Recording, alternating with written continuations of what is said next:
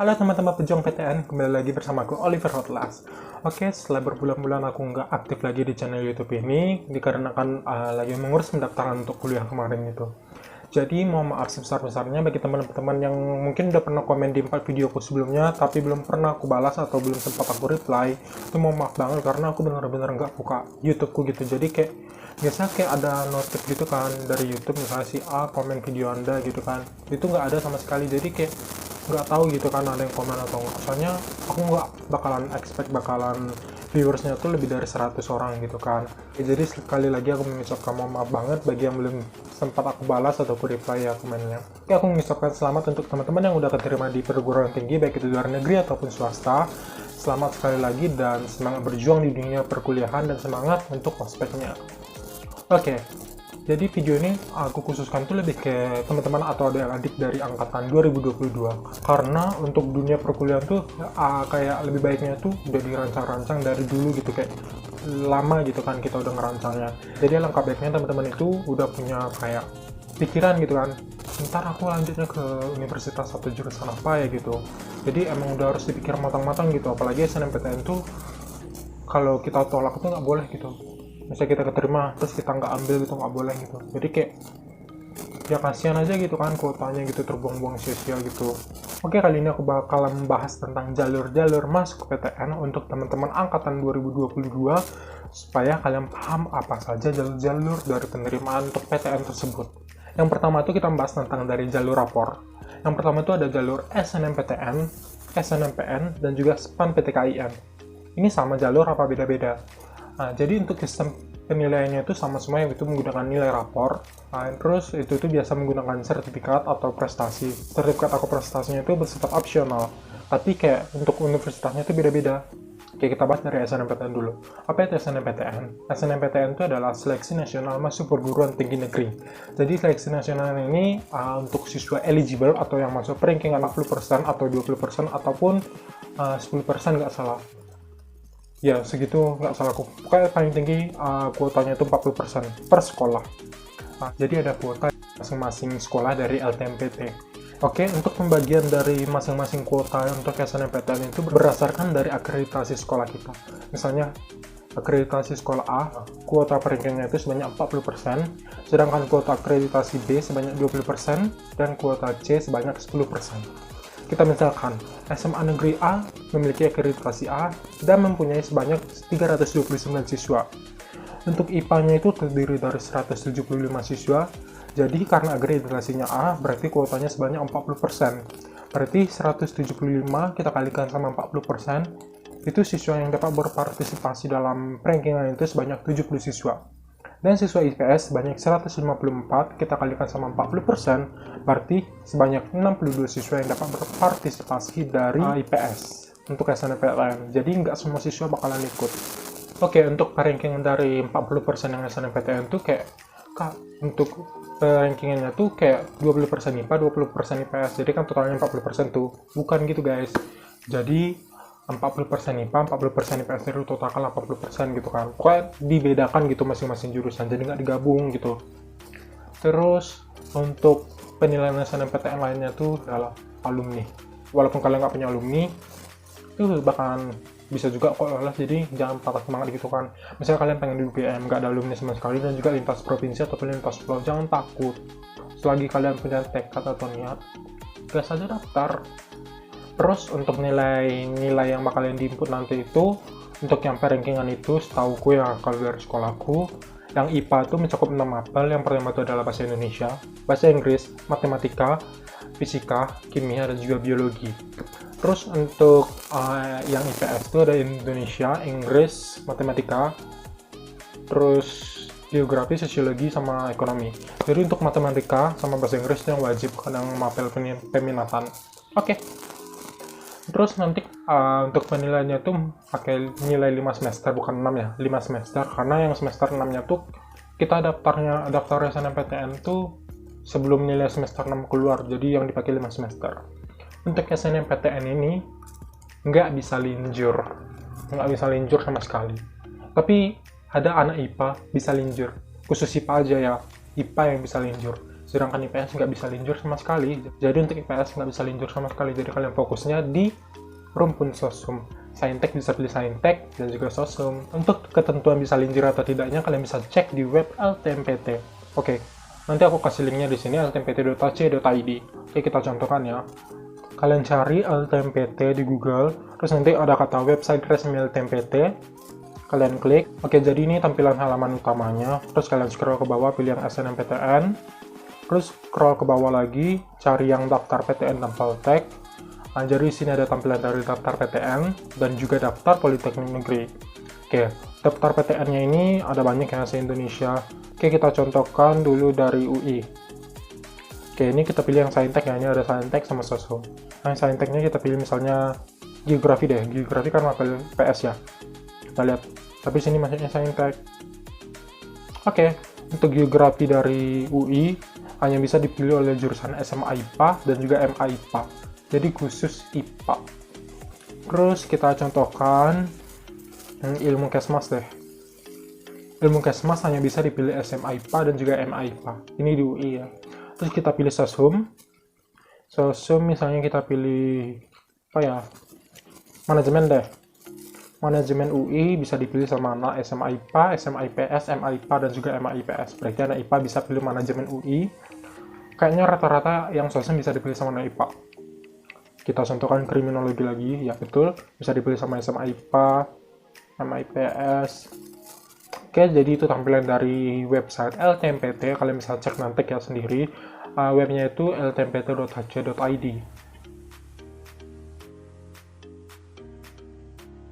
Oke, ini punya aku waktu kelas 1 sampai kelas 2. Ini semester 1 sampai semester 4, kalian bisa lihat. Jadi ini kan ada Indonesia, Inggris wajib, matematika wajib, sosum, ekonomi sama geografi. Jadi ini aku kayak bagi gitu. Per mapel bisa, per semester juga bisa. Nanti bakalan hasil rata-ratanya tuh tetap sama. Oke, aku punya saran untuk kalian yang masuk ke siswa eligible atau perankingan dari SNMPTN. Misalnya waktu di pemilihan jurusan itu kalian minat kalian itu pilihan pertamanya itu misalkan HI/UI, terus pilihan keduanya itu pengen hukum UI, tapi kalian disarankan misalnya jangan ambil HI/UI, ambil aja manajemen, itu pasti lolos. Itu kalian memang udah dijamin lolos, tapi kayak bener-bener gak ada niat itu, kayak yakin lah bakalan nyesel. Banyak yang bilang jalanin aja palingan nanti suka, tapi itu kayak misalnya gak ada keinginan atau niat tuh kayak bakalan setengah hati ngejalaninnya. Mending ikuti kata hati kalian. Walaupun nggak lolos, masih banyak jalur lain. Jadi bukan satu jalur aja. Jurusan HI juga masih banyak di PTN lain kok. Jadi kayak, ya walaupun nggak lolos di HI UI, masih ada HI di PTN lain. Jadi gue ikuti hati kalian dan jalani aja yang kalian mau. Jangan karena tuntutan orang lain. Jadi jalani yang kalian mau. Oke, itu saran dariku. Tapi kalau kalian kayak misalnya cari aman, ya udah gas aja deh. Kalau aku pribadi sih yang mending gak cari aman deh, mending ikuti kata hati. Ntar kalau lolos di jurusan yang gak dimau tuh bakalan sakit hati juga sih. Terus kalau kalian lolos dari jurusan yang gak kalian mau tuh, kalian gak bisa mengundurkan diri. Bisa, cuma kalian bakal kena sanksi. Yang pertama dari sekolah aku dulu ya, kalau kalian nolak SNMPTN itu bakal didenda sama sekolah, karena itu berpengaruh juga ke sekolah gitu. Karena sekolah bakalan ke blacklist. Misalkan aku lolos di HI PTNA, terus aku tolak, terus nanti PTNA itu bakalan nge-blacklist sekolah aku selama 3 tahun berturut-turut nggak salah. Jadi angkatan di bawah kita tuh yang 3 tahun itu nggak bisa lolos sana, udah bener-bener blacklist. Jadi walaupun kalian daftar situ, nggak bakalan lolos sama sekali. Jadi ya makanya aku bilang pilih yang sesuai kalian mau, jangan karena tuntutan orang lain. Dan juga yang udah lolos SNMPTN itu setauku bakalan bisa daftar SBMPTN, karena kayak misalnya nama kalian itu udah terdaftar di siswa yang lolos SNMPTN gitu sama LTMPT, jadi nggak bisa daftar SBMPTN. Tapi itu pengetahuanku, tapi nggak tahu juga ya kalau tahun depan gitu gimana. Kalian lebih baik banyak konsul ke guru BK, nanya pendapat ke guru BK-nya itu gimana gitu kan. Bu, saya mau daftar ini, ada alumni atau enggak ini gitu kan. Karena guru BK yang bakalan menentukan kalian untuk melanjutkan perguruan tinggi gitu, mau milih ke perguruan tinggi, lebih baik kalian konsul ke WA, ataupun bagi teman-teman yang udah offline boleh konsul ke ruang BK gitu kan. Dan juga tambahan untuk yang SNMPTN, jadi karena banyak rumor yang bilang kayak gini, Untuk SNMPTN tuh nilai nggak boleh turun, jadi emang harus naik ataupun stabil. Kenapa dibilang gitu? Karena kayak penilaiannya tuh nggak menentu gitu loh, jadi kayak masih banyak simpang siur gitu aturan-aturan atau sistem penilaiannya. Tapi saranku, usahakan naik. Boleh turun, tapi turunnya tuh kayak masih kayak turun 1, turun 2 gitu kan, jadi jangan turun jauh gitu. Terus yang kedua tuh ada SNMPN, Seleksi Nasional Masuk Politeknik Negeri. Beda ya PTN sama PN. Jadi yang satu perguruan tinggi negeri, yang satu Politeknik Negeri. Ini sama penilaiannya atau sistemnya itu dengan SNMPTN, yaitu menggunakan nilai rapor dan juga prestasi. Tapi biasanya kalau di sekolahku dulu yang mau daftar SNMPN tuh nggak boleh siswa yang masih eligible gitu. Jadi kayak biar setara gitu kan. Jadi kayak biar sebanding gitu nanti keterimanya kan. Jadi kayak biar nggak dianggap egois gitu. Tapi berhubung di sekolahku kemarin tuh nggak ada yang mau, maksudnya siswa yang nggak masuk eligible tuh nggak mau daftar SNMPN. Jadi kayak banyak dari yang masuk eligible tuh daftar ke SNMPN gitu kan. Jadi misal kayak ada cadangan lain lah gitu. Saya nggak lolos SNMPTN, adalah cadangan kita satunya lagi. Untuk perbedaan dari SNMPTN dan SNMPN. Oke, untuk SNMPTN dan juga SNMPN itu apa bedanya? SNMPTN kan aku bilang dari khusus PTN ya, berarti itu dari S1 dan juga D4 PTN, serta ada juga D4 dari Politeknik Negeri. Jadi untuk yang SNMPN itu khusus dari D3 Politeknik Negeri. Terus kita lanjut ke SPAN PTKIN. SPAN PTKIN ini sama juga kayak yang lain, itu jalur rapor, tapi untuk UIN atau IAIN. Kalian bisa cari UIN atau IAIN yang ada di sekolah kalian, atau kayak UIN atau IAIN yang kalian impikan gitu kan. Itu tuh juga kayaknya sama deh sama yang SNMPN, lebih dikhususkan untuk yang belum masuk eligible gitu kan. Dan untuk pendaftaran dari SNMPTN, SNMPN, dan SPAN PTKIN itu gak dipungut biaya sama sekali, jadi gratis. Jadi ada biaya sepersen pun untuk mendaftar ke SNMPN, SNMPTN, dan SPAN PTKIN. Terus kita lanjut ke SBMPTN. SBMPTN adalah seleksi bersama masuk perguruan tinggi negeri. Jadi ini beda dengan SNMPTN-nya. Kalau SNMPTN itu dia kan pakai nilai rapor prestasi, sedangkan SBMPTN itu murni dari hasil ujian kita, hasil UTBK kita. Terus untuk pemilihan jurusan dari SBMPTN ini kita bisa memilih dari jurusan S1 dan D4 PTN serta D4 dari Politeknik Negeri. Untuk materi ujian dari SBMPTN ini dia ada TPS dan juga TPA, tapi tahun 2020 kemarin itu hanya TPS, jadi TPA nggak ada. Tapi 2021 TPS dan TPA ada, jadi TPA-nya ada lagi, muncul lagi. Mungkin kemungkinan besar ya, untuk tahun 2022 itu TPA tetap bakalan ada. Jadi untuk TPA, materi dari IPA itu ada Matematika Saintek, terus ada Matematika Saintek, terus Fisika, Kimia, Biologi. Ya, Fisika, Kimia, Biologi. Terus kalau untuk Soshum itu ada Sejarah, Geografi, Ekonomi, sama Sosiologi. Ya, 4. Jadi matematika sosialnya nggak ada.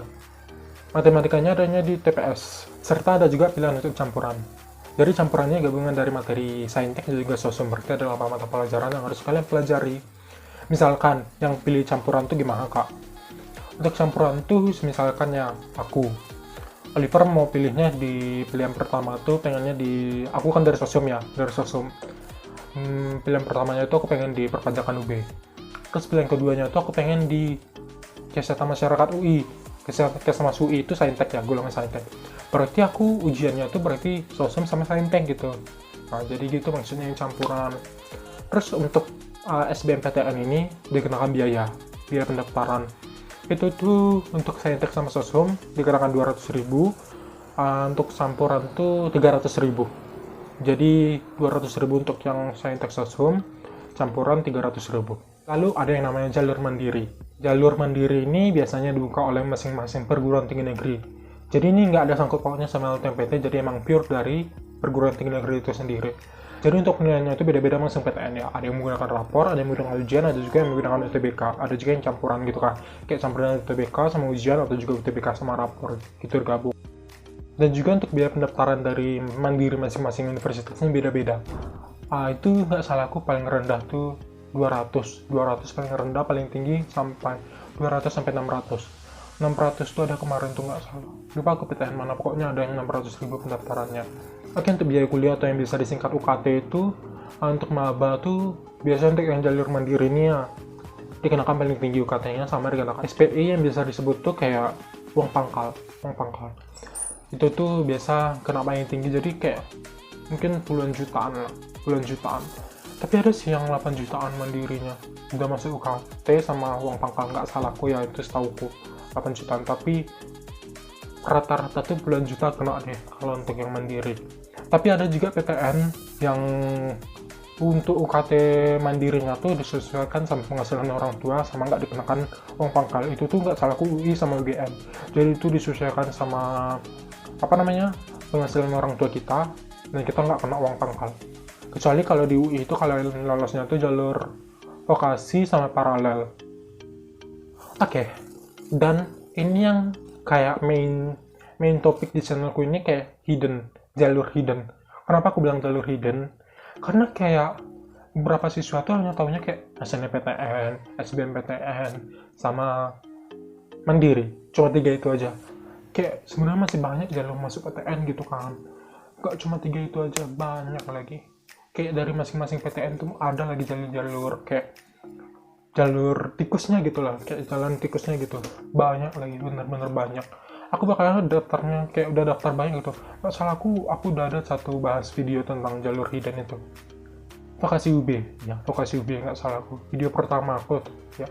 Enggak deng, nggak salah, iya. Vokasi UB itu. Biasanya untuk jalur yang aku bilang hidden ini mirip-mirip sistem penilaiannya itu sama SNMPTN sama SNMPN. Itu tuh kayak menggunakan rapor. Ya rata-rata menggunakan rapor, terus juga prestasi, ya cuma itu. Jarang yang punya ujian, kayak jarang yang ujian gitu. Biasa ujian yang khusus mandiri gitu. Kalau jalur hidden ini jarang. Kenapa channel aku masih banyak bahas mandiri? Karena aku bahasnya itu kayak bener-bener udah selesai SBM gitu loh. Jadi kayak setelah SBM bakalan meruak gitu deh, yang jalur mandiri gitu. Jadi jalur hidden itu biasanya bukanya di sebelum SNMPTN sampai SNMPTN selesai. Jadi gitu, aku bukanya setelah SBMPTN selesai. Jadi sisanya yang buka kemarin tuh jalur mandiri aja. Oke, teman-teman juga bisa mengakses tentang informasi dari SNMPTN, SBMPTN itu di web LTMPT. Kalian bisa klik ltmpt.ac.id di Google. Jadi itu kalian bisa pantau-pantau. Saranku kalian bukanya dari sekarang deh. Soalnya itu kayak Januari itu kayaknya bakalan udah gak bisa dibuka lagi, kayak bener-bener udah down gitu. Karena itu tuh kayak ada pembaruan lagi kan, karena untuk jalur selanjutnya bakalan dibuka, jadi ada pembaruan untuk kuota atau daya tampung gitu-gitu, jadi ada pembaruan. Dan saranku akan aja SS, misalnya kalian pengen di UB, kalian SS di jurusan yang kalian mau di UB itu. Jadi kayak biar tahu gambaran anak tahun 2021 gitu kan, kayak mana mereka daftar SNMPTN, apa aja daya tampung sama kuotanya gitu. Jadi saranku SS aja. Oke, mungkin segitu dulu informasi yang dapat aku sampaikan untuk teman-teman angkatan 2022. Semoga apa yang aku sampaikan dapat bermanfaat bagi teman-teman sekalian. Mungkin apabila teman-teman ingin bertanya, boleh komen di bawah, atau juga boleh DM IG aku @oliver.hotlas. Kalian boleh DM kalau ingin aku fast respon, soalnya kalau di IG nanti bakal muncul kayak notifikasi kan, ada pesan masuk gitu kan. Kalau di YouTube tuh nggak ada masuk notifikasi di aku, misalnya membalas video Anda dengan ini gitu, nggak ada sama sekali. Jadi kalau pengen kalian fast respon boleh di IG aku aja DM-nya. Tapi kalau ingin komentar di bawah juga nggak apa-apa. Mungkin kalau komentarnya banyak, mungkin aku bakalan bikin video untuk sekalian menjawab pertanyaan-pertanyaan teman sekalian supaya mudah dipahami gitu nanti kan. Oke, mungkin segitu dulu informasi yang dapat aku sampaikan. Semoga bermanfaat bagi teman-teman sekalian. Semangat berjuang PTN.